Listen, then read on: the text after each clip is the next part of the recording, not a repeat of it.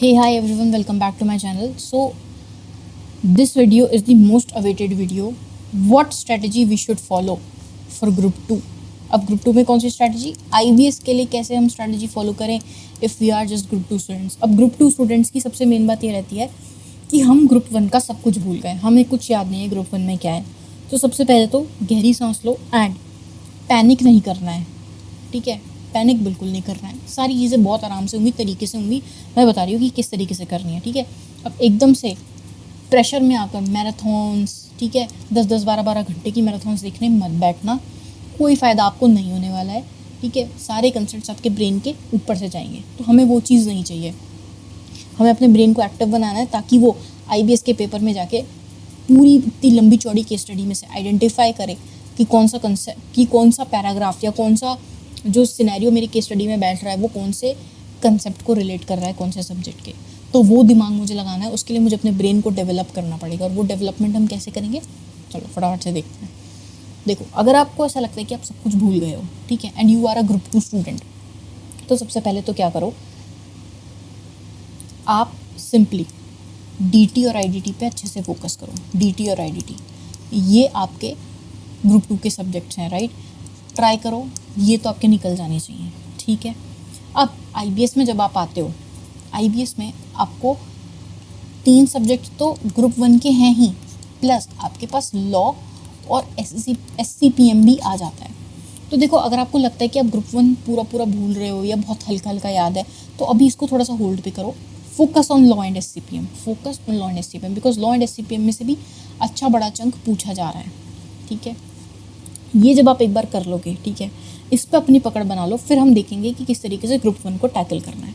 तो सबसे पहले तो हम कुछ इंपॉर्टेंट पॉइंट्स नोट करेंगे.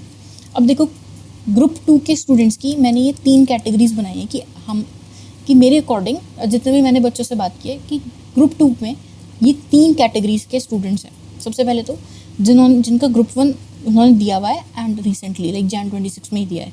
दूसरी कैटेगरी जिन्होंने Jan 26 से पहले ग्रुप 1 दिया है. एंड तीसरी कैटेगरी जिनका पहले दे रखा है, उन्होंने ग्रुप 1 ग्रुप 2 पूरे दे रखे हैं पहले, ठीक है, बट उनका सिर्फ IBS का पेपर रहता है. वो सिर्फ IBS की वजह से रह रहे थे और IBS का पेपर ही उनका May 26 में रहता है. Category C, category B, category A. तो देखो, सबसे पहले जो कैटेगरी A वाले बच्चे, देखो आपने January 26 में ही ग्रुप 1 दिया था, प्लस ग्रुप 2 भी दिया हुआ हो सकता है, ऑलराइट. अगर ग्रुप 2 नहीं दिया था तो देखो DT IDT तो आप कर ही रहे होगे. ग्रुप 1 दिया था तो ग्रुप 1 की 3 सब्जेक्ट आपने अच्छे से किए थे और आपने क्लियर भी किया है, तो आपको आती हैं चीज़ें, राइट. तो आप क्या करो, अपने कंसेप्ट्स को रिवाइज करो ग्रुप 1 के. और अब आप रिवीजन कैसे करोगे, मैराथन्स आप देखो, ठीक है, आपको अपने कंसेप्ट्स बनाने, आप मैराथन्स देखो, कोई दिक्कत की बात नहीं है. बट साथ में सिर्फ 10-12 घंटे की वीडियोस देखने से कुछ नहीं होगा. Revise from RTPs and MTPs. और RTP MTP आप कौन से उठाओगे, करंट अटेम्प्ट के उठा लेना, May 26 के RTPs एंड MTPs उठा लेना, इंडिविजुअल सब्जेक्ट्स के. I am not talking about IBS के MTPs तो आपको करने ही होंगे, राइट. मैं बात कर रही हूँ ग्रुप 1 के सब्जेक्ट्स के RTPs एंड MTPs की, वो सॉल्व करो उठा के, ठीक है.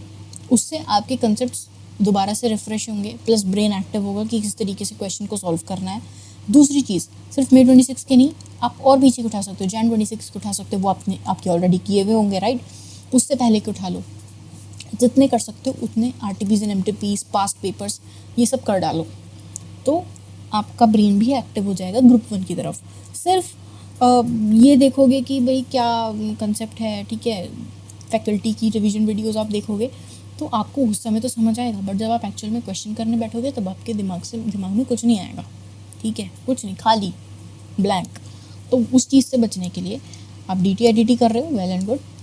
ग्रुप 1 के लिए आप ये अप्रोच फॉलो करो, please I request, solve RTPs and MTPs in addition to whatever you are revising from wherever you are revising. अपने नोट से कर रहे हो करो, मैराथन से कर रहे हो करो, कोई दिक्कत नहीं है, बट ये स्टेप मत मिस करना, RTPs एंड MTPs से पास्ट ईयर पेपर सॉल्व करने का. किसमें, ग्रुप 1 के लिए. IBS कर रहे हो आप, ठीक है, IBS में बहुत ही पेचीदा क्वेश्चंस आते हैं, कॉम्प्लेक्स क्वेश्चंस आते हैं, तो उनको सॉल्व करने के लिए हमारे पास डीपर अंडरस्टैंडिंग होनी चाहिए, ठीक है. सिंस आपने Jan 26 में दिया है तो बहुत दिमाग लगा के दिया है, तभी क्लियर किया है, राइट. अब आप क्या करो, सिंपली RTPs एंड MTPs उठा के सॉल्व करने लग जाओ, आपका काम बन जाएगा, ठीक है. आपको खुद समझ आने लगेगा. फिर जब आप IBS का MTP और RTP उठाओगे ना तो आपको क्लियर होने लगेंगी चीज़ें कि हाँ भाई मुझे आ रहा है. प्लस आइडेंटिफाई भी करना है अगर कंसेप्ट, तो मुझे कहाँ जाके करना है ये भी क्लैरिटी आपको मिल जाएगी। अब आ जाते कैटेगरी बी वाले स्टूडेंट्स पे जिन्होंने बहुत पहले दिया था, जनवरी 26 से पहले दिया था, ठीक है, अपना ग्रुप 1 अटैम्प्ट, तो हो सकता है कि उनको चीज़ें ध्यान नहीं है, तो DT आप वेल एंड गुड अपना करते रहो साथ साथ जैसे कर रहे हो। अब आप ज़्यादा मैराथन्स पर फोकस कर सकते हो, ठीक है, आपको भी करना चाहिए, ठीक है, मैराथन्स या रिविजन लेक्चर्स जो भी आप देख रहे हो, सिमिलर टू कैटेगरी ए बहुत ज़्यादा फोकस नहीं करना है, ठीक है। आप देखो कंसेप्ट को रिवाइज करना है, करो, RTPs एंड MTPs आपको उठाने हैं और एटलीस्ट पास्ट 3 अटेम्प्ट्स को तो सॉल्व करना है, एटलीस्ट पास्ट 3 अटेम्प्ट्स के।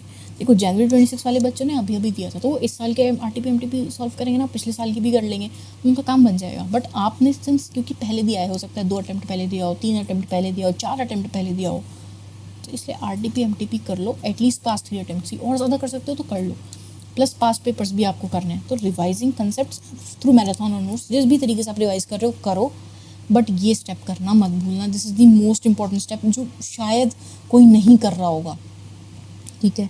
तीसरे बच्चे जिनका सिर्फ IBS का पेपर रहता है, ऐसे भी कुछ बच्चे हैं जिनका सिर्फ IBS का पेपर बचा है, तो देखो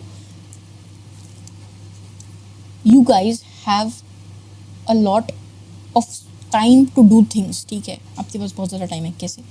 आप IBS के RTPs MTPs करो, May 26 के अदर सब्जेक्ट्स के जितने RTPs एंड MTPs हैं वो करो, ठीक है।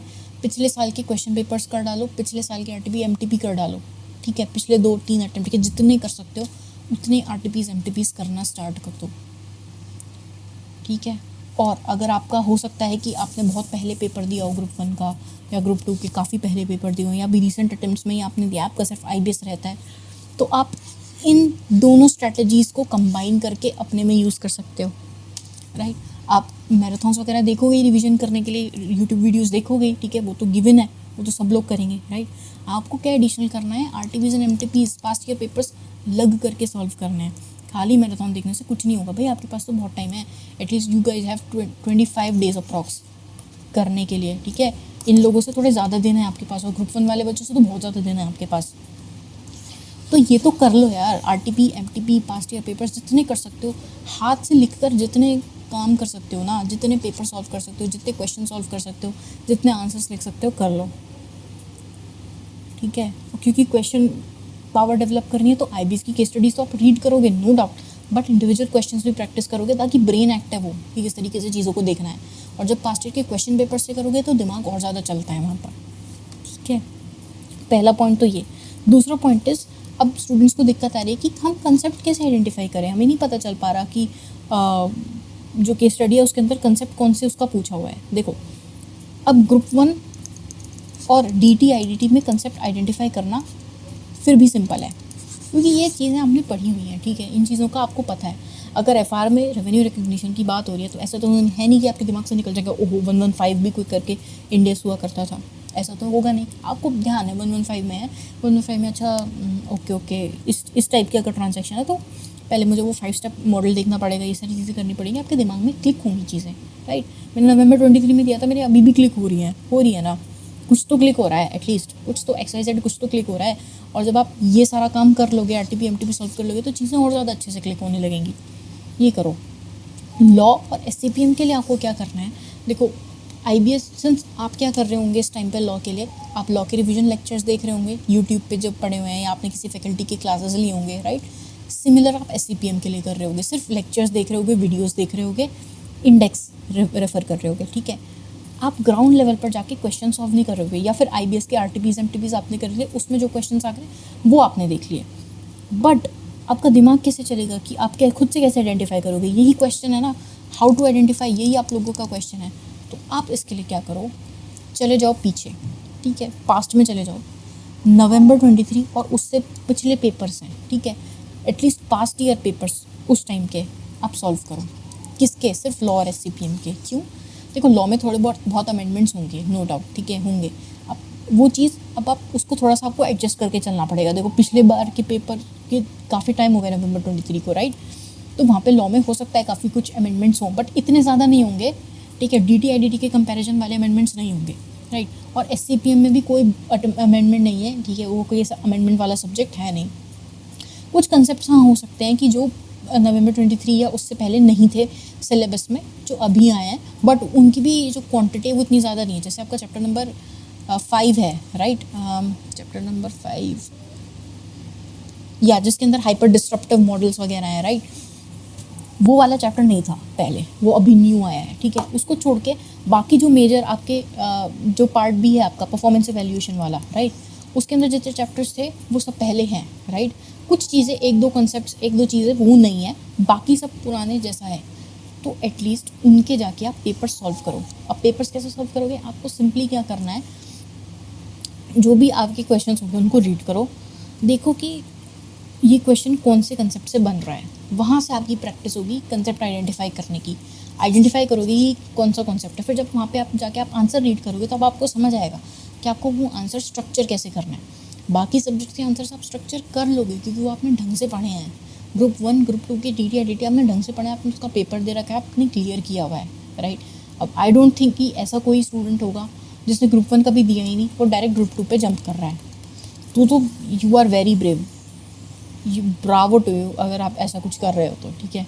You are a very brave person, ठीक है। आपको अवार्ड मिलना चाहिए अगर आप कुछ ऐसा कर रहे हो कि ग्रुप 1 आपने कभी ज़िंदगी में नहीं देखा, सीधे आप ग्रुप 2 पे जा रहे हो एंड यू आर जस्ट, ठीक है। तो अगर ऐसा कोई स्टूडेंट है तो फिर शायद उसको ये वाली चीज़ ग्रुप 1 के लिए भी करनी पड़ेगी। ग्रुप 1 उसको पढ़ना ही पड़ेगा, बिना पढ़े तो होगा नहीं IBS में तो एटलीस्ट, राइट। आपको वहाँ से आइडेंटिफाई करने होंगे कंसेप्ट्स, प्लस किस तरीके से, सबसे बड़ी क्वेश्चन आ रही है SCPM में कि प्रैक्टिकल क्वेश्चंस कैसे सॉल्व करें। मेरे रिविजन वीडियोस में थ्योरी बता दी जा रही है, राइट, थ्योरी अपने बता दी, ठीक है। प्रैक्टिकल क्वेश्चंस की एक आध समझा दिया, फॉर्मूला बता दिया कि किस तरीके से सॉल्व करना है, बट एक्चुअल में प्रैक्टिकल क्वेश्चन सॉल्व कैसे करें अगर हमारे पास पेपर के अंदर आ गया तो उसके लिए सिंपल है यार, आपको कॉपी पेन उठाकर क्वेश्चन देकर नीचे लिखना पड़ेगा, आंसर करना पड़ेगा। आप नवंबर 23 और उससे पहले के क्वेश्चन पेपर्स उठाओ और सॉल्व करना स्टार्ट कर दो। लॉ और SCPM के लिए आपको समझ आ जाएगा कि भाई कैसे क्या करना है, राइट। अब थर्ड पॉइंट, ये जो है चीज़, ये मेरे ग्रुप 2 स्टूडेंट्स वालों के लिए ये थर्ड पॉइंट मेजरली उन्हीं के लिए है जो ग्रुप 1 वाले बच्चे हैं, दे कैन स्टिल मैनेज। अब देखो मैं क्या मैनेज करने की बात करूँ, देखो IBS के टॉप सब्जेक्ट में आपके पास 5 केस स्टडी आती हैं जिसमें से आपको 4 केस स्टडी अटैम्प्ट करनी होती हैं। फर्स्ट केस स्टडी कंपलसरी है, ऐसा कुछ भी नहीं है उसके अंदर, राइट। 4 केस स्टडी आपको 100 मार्क्स के लिए अटैम्प्ट करनी पड़ेगी, 25 पर केस स्टडी। टाइम आपके पास 4 घंटे का है, तो मोटा माटी 1 आवर पर केस स्टडी आपको अलॉटेड है। अब इस 1 आवर में आपको 3 काम करने हैं, रीड करना है, आइडेंटिफाई करना है एंड आंसर्स को लिखना है। और जो मेरी अंडरस्टैंडिंग है, रीड और आइडेंटिफाई करने में आपका मेजर चंक ऑफ टाइम जाएगा। अप्रॉक्स 60% टाइम तो आपका रीड और आइडेंटिफाई, अंडरस्टैंड, केस स्टडी को रीड करने में, समझने में, प्लस आइडेंटिफाई करने में, ये कौन सा कंसेप्ट है, क्या है, उसमें आपका मेजर टाइम जाएगा। 60% टाइम आपका उसमें चला जाएगा, which is somehow approximately equal to 36 minutes. और बाकी लिखने में आपको 20 to 24 मिनट्स, 25 मिनट्स तो लगेंगे, राइट।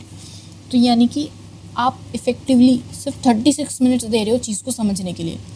वहीं अगर आप घर पे रीड कर रहे होगे तो आप अराउंड 40 to 45 मिनट्स सिर्फ रीडिंग के लिए दे रहे होगे। आपको रीड करने में 40 to 45 मिनट्स या 1 आवर लग जा रहा होगा, राइट। तो इसको टैकल करने के लिए हमने क्या किया है, एक स्ट्रैटेजी बनाई है। हम पहले 4 की स्टडीज सॉल्व नहीं करेंगे, हम सिर्फ 3 के स्टडीज़ पर फोकस करेंगे।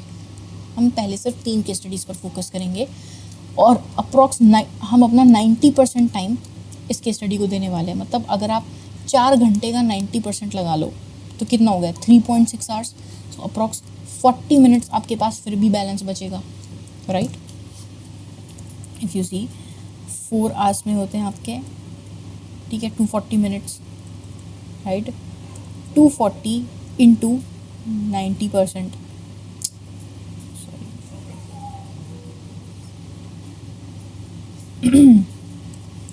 240 into 90%, which is nothing but 216 minutes, right। Minus आप कर दो,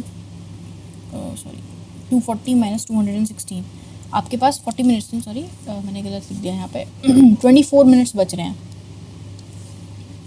24 मिनट्स यहाँ पर आपके पास बच रहे हैं किसके लिए, एक जो बैलेंस केस स्टडी है, राइट। तो अगर आप 90% टाइम भी, 3.6 आवर्स भी अगर आप किसको दे रहे हो, 3.6 आवर्स 3 की स्टडी, मतलब कि 1.2 आवर पर case study which is nothing but 72 minutes पर केस स्टडी। 60 मिनट से आप 72 मिनट्स पर केस स्टडी पर आ गए हो, आपके पास 12 मिनट का प्लस टाइम है। तो अगर आप 60% टाइम दे रहे हो तो अप्रॉक्स 45 मिनट्स आप रीडिंग और अंडरस्टैंडिंग में दे रहे हो एंड 25 मिनट्स आप लिखने के लिए दे रहे हो। देखो लिखने के लिए हमें जितना कम टाइम में ज़्यादा लिखना है, ठीक है। और हम कम टाइम में ज़्यादा तभी लिख पाएंगे जब हमें वो चीज़ समझ आ रही होगी, हमें पता चल रहा होगा कि हमें कहाँ से देख करके क्या लिखना है, या एक्चुअल में अगर आप अपना ब्रेन भी यूज़ कर रहे हो तो आपको क्या लिखना है, राइट। तो अगर मैं इस चीज़ पर ज़्यादा टाइम दूँ, ठीक है, तो मेरे लिए ये 3 केस स्टडी सॉल्व करना थोड़ा ईजी हो जाएगा and I can perfectly solve these case studies की एटलीस्ट अगर 25 मार्क की केस स्टडी है तो मैं सोच सकती हूँ कि मैं एटलीस्ट नहीं तो 20 मार्क तो एक केस स्टडी में स्कोर कर लूँ, 20 भी नहीं तो 15 से 18 नंबर तो एक केस स्टडी में स्कोर कर लूँ। अगर आपने 15 मार्क्स भी एक केस स्टडी में स्कोर कर लिए तो आप 45 मार्क्स 3 केस स्टडीज़ में स्कोर कर पाओगे, right. 45 is more than 40, right. आप पास कर सकते हो पेपर। प्लस अगर आप इन 24 मिनट्स को भी यूटिलाइज कर लेते हो, ठीक है, लास्ट केस स्टडी सॉल्व करने के लिए, और वहाँ पे भी आप एटलीस्ट 5 to 10 मार्क्स अगर स्कोर कर लेते हो MCQ सॉल्व करके या एक आध डिस्क्रिप्टिव सॉल्व करके, राइट, तो आप 50 to 55 मार्क्स आराम से IBS के अंदर स्कोर कर सकते हो बाय फॉलोइंग दिस स्ट्रैटेजी। हम यहाँ पर ये नहीं कह रहे हैं कि आप 100 मार्क्स मत अटेम्प्ट करो, आप 100 मार्क्स अटेम्प्ट करो if you are confident enough, if you are damn sure कि भाई मेरे कंसेप्ट बहुत ज़्यादा स्ट्रॉन्ग हैं, मेरे ग्रुप 1 भी बहुत स्ट्रॉन्ग है, ठीक है, मुझे ग्रुप 2 में कोई दिक्कत नहीं है, I can correlate the concept very easily, मुझे पढ़ने और समझने में बहुत ज़्यादा टाइम नहीं लगता है, I can easily manage to do it in 30 to 35 minutes, और मेरी राइटिंग की स्पीड भी बहुत ज़्यादा तेज़ है, मैं 20 मिनट में पूरा आंसर लिख सकता हूँ या लिख सकती हूँ, देन गो अटेम्प्ट 100 मार्क्स, कोई मना नहीं कर रहा है। बोथ ग्रुप्स वाले बच्चे तो कर भी सकते हैं दोनों 100 मार्क्स का attempt, but if you are a group 2 student, ठीक है, जिसका ग्रुप 1 पे से पकड़ थोड़ी सी हल्की हो चुकी है, राइट, ग्रुप 2 आप अभी कर रहे हो, तो इसलिए थोड़ा सा ब्रेन को शांत करो और सोचो। अगर हम 3 केस स्टडीज़ भी अच्छे से कर लेते हैं, आई एम एक्सेप्टिंग कि हम अपनी प्रोबेबिलिटी कम कर रहे हैं, ठीक है, हम 100% से 75% की प्रोबेबिलिटी पे आ रहे हैं, बट 75% की प्रोबेबिलिटी पे आ रहे हैं, बट हम एम कर रहे हैं कि हम उसको बहुत अच्छे से सॉल्व करेंगे, ठीक है। अगर आपको एक केस स्टडी के लिए थोड़ा सा एक्स्ट्रा टाइम मिल रहा है उसको करने के लिए, तो आप उसको ज़्यादा अच्छे से कर पाओगे, राइट। तो अगर देखो 100 मार्क्स तो कोई भी स्कोर नहीं कर पा रहा है, right, 100 marks, and if you targeting कि भाई आपको 80+ स्कोर करना है IBS में, if you are that kind of a student, तो फिर आप 100 मार्क्स अटेम्प्ट करो, राइट, कोई मना नहीं कर रहा है, 100 मार्क्स अटेम्प्ट करो, वेल एंड गुड, बहुत अच्छी चीज़ है that you are able to manage your time, ठीक है, दिस एफिशिएंटली। बट अगर ऐसा नहीं है तो आप अपनी फेल होने की प्रोबेबिलिटी क्यों बढ़ा रहे हो पूरा 100 मार्क्स अटेम्प्ट करके? मत अटेम्प्ट करो 100, attempt only 75, at least solve 3 case studies अच्छे से, फिर जो बचा हुआ टाइम है give it to the last case study, आपको जो अच्छी लगे बची 2 में से, और एटलीस्ट आप उसके MCQ अच्छे से सॉल्व कर लो, तो फिर आप आराम से और बोनस मार्क्स स्कोर कर सकते हो, राइट। अगर आप 25 मार्क्स की 3 की स्टडी है 75%, and if you score 60% in that from दो 75 मार्क्स, तो फिर आपको 45 मार्क्स तो वैसे ही मिल गए, और 4th केस स्टडी में अगर आप 5 से 10 मार्क्स और स्कोर कर लेते हो तो आपको 50-55 मार्क्स तो एज इट इज़ ऐसे ही आ गए आपके, right. So what I am saying is कि थोड़ा सा आप ये स्ट्रैटेजी भी सोच सकते हो कि whether you want to apply it or not, it's just purely a suggestion, ठीक है, ये टोटली आपके ऊपर डिपेंड करेगा whether you want to apply it or not. If you if you are going for 100 marks, go for 100 marks, but आप ये सोच के रखना दैट 100 मार्क्स में से 4 की स्टडी आप इफेक्टिवली एंड एफिशिएंटली अगर अपना टाइम एलोकेट कर पाते हो, ठीक है, कम समय में ज़्यादा चीज़ों को रीड और अंडरस्टैंड कर पा रहे हो, आंसर राइटिंग की स्पीड भी आपकी तेज़ है, तो कोई दिक्कत नहीं है 100 मार्क्स अटेम्प्ट करने में। बट अगर ये वाला पार्ट ही आपका स्ट्रॉन्ग नहीं है, देन ट्राई दिस एटलीस्ट, एक मॉक देकर एक बार ट्राई कर लेना, ठीक है। अभी ग्रुप 2 वाले बच्चे के पास टाइम है, एक मॉक देकर IBS का ये वाली स्ट्रैटेजी ट्राई कर लेना एंड देन सी कि आप किस तरीके से कर पा रहे हो, राइट। तो मेरा ये था कि 3 केस स्टडी आप पूरे अच्छे से सॉल्व करो, ठीक है। दूसरा टारगेट रहेगा फोर्थ केस स्टडी में एटलीस्ट हम उसके MCQs कर जाएं, और अगर आपने ये वाला काम, ठीक है, 72 मिनट्स में ना करके थोड़ा कम टाइम में कर लिया, राइट, लेट्स से आपने 65 मिनट्स पर केस स्टडी लगाया, तो आपने यहाँ पे टाइम ऐड करते गए हर केस स्टडी का निकाल के, राइट, तो आप हो सकता है MCQs के साथ साथ यहाँ पे एक आध डिस्क्रिप्टिव भी कर जाओ, ठीक है, हो सकता है ऐसा, तो फिर आपके पास एड ऑन बोनस ही है वो उस पॉइंट्स में से, राइट। सो यही मेरी स्ट्रैटेजी थी, जो यही मेरे कुछ क्वेश्चन है जो स्टूडेंट्स को लग रहे थे कि किस तरीके से हम करें चीज़ों को, किस तरीके से आइडेंटिफाई करें। देखो, आइडेंटिफाई आप तभी कर पाओगे जब आपको पता होगा कि क्वेश्चन पूछ क्या रहा है, और वो क्वेश्चन पूछ क्या रहा है वो कैसे आपको पता चलेगा, क्वेश्चन सॉल्व करके, ठीक है। खाली कंसेप्ट देखने से कुछ नहीं होगा, क्वेश्चन सॉल्व करने पड़ेंगे। मत करो कोई भी क्वेश्चन बैंक सॉल्व, मत करो कोई भी स्टडी मटेरियल सॉल्व, ठीक है। आप सिर्फ पिछले पेपर सॉल्व कर लो, पिछले पेपर्स, आप पास्ट ईयर के पेपर सॉल्व कर लो, ठीक है। आप PYQs कर लो, ठीक है, प्लस आप RTPs कर लो, आप MTPs कर लो, ठीक है। क्वेश्चन बैंक में कौन से क्वेश्चंस होते हैं, यही क्वेश्चंस होते हैं, और स्टडी मटेरियल के क्वेश्चंस होते हैं। तो स्टडी मटेरियल के क्वेश्चंस अगर आपको नहीं करने हैं कि वो बहुत ज़्यादा चंक है, ये कर लो, ठीक है। आप कुछ तो करोगे, अगर आप PYQ RTP MTP भी नहीं करोगे तो क्या करोगे, राइट। सिर्फ कंसेप्ट देख के काम करोगे तो नहीं बनेगा आपका काम। तो that is what I am saying कि आप ये चीज़ें फॉलो कर सकते हो। अब एक और क्वेश्चन सबके ब्रेन में आता है कि केस स्टडी में हम कैसे करें केस स्टडी को। केस स्टडी इतनी बड़ी होती है, राइट। जो आपका एक लास्ट पॉइंट था, जो स्टूडेंट्स का था 4th पॉइंट, यस, कि how to solve case study, how to solve IBS case study. तो भाई दिक्कत की बात ज़्यादा है नहीं इसके अंदर। आपको सिंपली क्या करना है, अगर आपने मेरी YouTube वीडियो देखी होगी, ठीक है, जिसमें मैंने बता रखा है कि किस तरीके से IBS की स्टडी को अप्रोच करना है, सॉल्व करना है, तो बात देखो मेरी वीडियो हो सकती है 1 घंटे 6 मिनट की, मेरी वीडियो हो सकती है 1.5 घंटे की, बिकॉज मैं उसमें थोड़ा आपको एक्सप्लेन भी कर रही हूँ, राइट।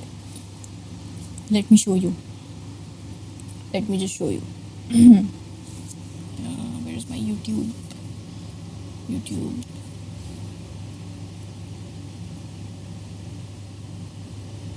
ठीक है। Let me just show you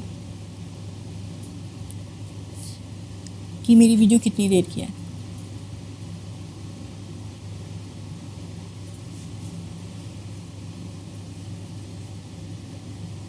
ठीक है, this is RTP case study. आप देखो, केस स्टडी 1 सिर्फ 50 मिनट्स में करी है हमने, केस स्टडी 2 1 आवर 5 मिनट्स में की है हमने, राइट। इसमें मैंने आपको एक्सप्लेन भी की हैं चीज़ें, नॉट जस्ट कि रीड करिए केस स्टडी, ठीक है, मैंने आपको एक्सप्लेन भी की हैं चीज़ें। तो अगर हम ये चीज़ इतने कम टाइम में कर सकते हैं, तो फिर अगर आप ठीक से रीड करो, ये अप्रोच समझ जाओ कि किस तरीके से मैंने केस स्टडी को रीड किया है, तो आप आराम से सॉल्व कर सकते हो केस स्टडी को, आराम से आइडेंटिफाई कर सकते हो कि कौन सा कंसेप्ट कहाँ है। इसके लिए आपको 3 चीज़ें करनी पड़ेंगी। नंबर 1, सबसे पहले तो आपको केस स्टडी को एक्टिवली रीड करना पड़ेगा, actively read the case study. वो कैसे करोगे, एक पेंसिल रखो हाथ में, ठीक है, ठीक है, कोई मना नहीं करता, मना करते भी है तो बहुत छोटा छोटा सा ऐसे कर लेना। अच्छा, कोई कंसेप्ट लग रहा है, लेट सपोज आपको DT में ट्रस्ट लग रहा है, तो ऐसे हल्का सा ट्रस्ट लिख लो, हमें पता चल जाएगा कि हमने क्या लिखा है, राइट। बहुत क्लियरली लिखने की ज़रूरत नहीं है। एक पेंसिल रखना हाथ में और लिखना, राइट, ठीक है, लिखते चलो हल्का सा रफ में, बस रफ में ऐसे स्क्रिबल करना है आपको रीड करते वक्त। तो रीड करते वक्त जब आप स्क्रिबल करते हो तो आप लॉस्ट नहीं होते हो, ठीक है, जोन आउट नहीं होते हो। एग्जाम में भी आप जोन आउट हो सकते हो, आंसर इज़ येस, हो सकते हो आप जोन आउट, ठीक है, तो वो नहीं होना है। इसलिए आपको चीज़ को एक्टिवली रीड करना है, केस स्टडी को एक्टिवली रीड करना है। दूसरा पॉइंट, दूसरी चीज़ जो आपको करनी है वो है, पहले आपको क्वेश्चंस रीड कर लेना है, डिस्क्रिप्टिव क्वेश्चंस, ठीक है। एक्चुअली वैसे ये पॉइंट 1 होना चाहिए था, ये पॉइंट 2, बट ठीक है, ठीक है। आप डिस्क्रिप्टिव क्वेश्चंस पहले रीड करोगे, कौन से वाले, डिस्क्रिप्टिव वाले। डिस्क्रिप्टिव वाले क्वेश्चन से ना जो मेजर चंक होता है ना केस स्टडी के अंदर, कि मेजॉरिटी पोर्शन किस चीज़ से रिलेट करने वाला है, तो वो हमें यहाँ से पता चल जाता है। मेजॉरिटी कंसेप्ट्स कहाँ से आएंगे वो हमें पता चल जाएगा, ठीक है। फिर चाहे उसके बाद आप MCQ पढ़ सकते हो कि MCQs में क्या है, तो आपको एक थीम मिल जाएगा कि केस स्टडी किस थीम पे होने वाली है। जब वो थीम मिल जाएगा तो आप रीड करोगे तो आपके ब्रेन में एक प्रीसेट आ जाएगा, ठीक है, केस स्टडी का, कि अच्छा हाँ इसमें ये कंसेप्ट पूछा गया है तो मुझे इस नज़रिए से सोचना है, तो मेरे ये कंसेप्ट यहाँ पे आइडेंटिफाई होके आएंगे। जब आप ये कर लो, तीसरी चीज़, ठीक है, आपने केस स्टडी रीड करी, अच्छे से समझ लिया, अब फटाफट से जो भी आपको लग रहा है ना कि अच्छा ये कंसेप्ट है, अपना इंडेक्स उठाओ, ठीक है, फटाफट से इंडेक्स उठाया और इंडेक्स उठा के क्या करेंगे, ढूंढेंगे कंसेप्ट को, ठीक है, फाइंड कर लो जो आपको लग रहा है। देखो जब आप केस स्टडी रीड करोगे तो आपको समझ आएगा कि देखो ये 4 चीज़ें हैं जो मुझे नहीं देखनी, ठीक है, आई डोंट वांट, मतलब कि मुझे इतनी ज़रूरत नहीं पड़ेगी इन चीज़ों को देखने की, ठीक है, टू सी फ्रॉम बुक, ठीक है। ये आपको नहीं लगता कि आपको बुक से देखना है, बट ऐसा लगता है कि ये 3 चीज़ें हैं, ये तो मुझे देखनी है बुक से, ये तो मुझे देखनी पड़ेंगी। तो इन चीज़ों का फटाफट से आइडेंटिफाई कर लो और अपने इंडेक्स में मार्किंग बना दो, फटाफट से अपने इंडेक्स में घुचड़ मुचड़ कर दो, कुछ भी कर दो, मार्किंग बना दो। कर सकते हो आप, इसमें कोई दिक्कत की बात नहीं है। आपके इंडेक्स को लिखने में आपको कोई नहीं रोकेगा, ओपन बुक पेपर है, कोई क्यों रोकेगा कुछ भी लिखने से, नहीं रोकेगा, राइट। जब आप ये कर लोगे, फिर 4th पॉइंट है, आपको बस अब आंसर लिखना है। अब आंसर लिखने में सबसे बड़ी चीज़ आती है, आंसर को स्ट्रक्चर कैसे करें। कुछ बच्चे क्या करते हैं, कंसेप्ट पता चला, मान लो SCPM में कोई कंसेप्ट पता चला, पोर्टर्स 5 फोर्सेस, ठीक है, ये देखा नहीं कि क्वेश्चन में सिनेरियो क्या है, या जो डिस्क्रिप्टिव क्वेश्चन है वो एक्चुअल में उसकी रिक्वायरमेंट क्या है, ये तो देखा नहीं। बुक में आधे पन्ने की थ्योरी लिखी है, एज इट इज़ लिख दी पेपर में, तो वो बात ठीक है। अगर आपको नहीं समझ आ रहा तो आप लिख सकते हो ये, ठीक है, आपको 1 या 2 मार्क्स मिल जाएंगे। बट अगर आप आंसर को थोड़ा सा स्ट्रक्चर कर सकते हो, ठीक है, क्वेश्चन की एक लाइन उठाओ फिर लिख दो, इतना तो आप रिलेट कर सकते हो ना चीज़ को। अगर आपने चीज़ समझ रखी है, अगर आपने 5 फोर्सेस समझ रखे हैं, ठीक है, bargaining power of buyer, bargaining power of seller, इस टाइप की चीज़ें आपने समझ रखी हैं, तो आप कर सकते हो ना, राइवलरी, ठीक है, सब्स्टिट्यूट। तो उस तरीके से सोचना है। तो उसके लिए सबसे पहले हमें कंसेप्ट पता होना चाहिए, कंसेप्ट आपको ऊपर कवर करने हैं जैसे मैंने बताया, एंड ये चीज़ आपको करनी है। सो ये था हमारा पूरा बेसिक कि केस स्टडी को किस तरीके से अप्रोच करना है, how to solve IBS case study. And ये हमने पूरा देख लिया कि किस तरीके से कैसे आपको ग्रुप 2 की स्ट्रेटेजी फॉलो करनी है। अब जो हम यहाँ पे ये PDF देख रहे थे, देखो सबसे पहले आप TT और IDT अच्छे से करो, लॉ और SCPM की थ्योरी आप अच्छे से रिवाइज कर लो। और वो कहाँ से करोगे, आपको यूट्यूब से, आपने कोई कोर्स बाय किया हुआ है तो वहाँ से कर सकते हो, ठीक है। आप SCPM के लिए मेरी यूट्यूब प्लेलिस्ट भी देख सकते हो, राइट। स्टडी मटेरियल जो भी आप यूज़ कर रहे हो, स्टडी मटेरियल हो, नोट्स हों, कुछ भी हो, देखो मटेरियल आपका ऐसा होना चाहिए जो जिससे आप कंफर्टेबल हो, ठीक है। सब लोग बोलते हैं आप स्टडी मैट लेके जाओ, बिल्कुल लेके जाओ, but if you are comfortable with it, जो आपने और पहले पेपर्स दिए हैं वो अपने स्टडी मैट में से देख देख के नहीं दिए हैं, आपने अपने नोट से पढ़ा होगा, ठीक है, आपने अपने नोट्स से पढ़ा होगा, आपने फैकल्टी की बुक से पढ़ा होगा, कहीं से पढ़ा होगा, जहाँ से आप कंफर्टेबल हो वो चीज़ कैरी करना आपके लिए ज़्यादा इम्पोर्टेंट है। तो वो चीज़ हमेशा प्रायोरिटी में रखना, ठीक है, स्टडी मटेरियल जो भी आप कैरी करके जाओगे।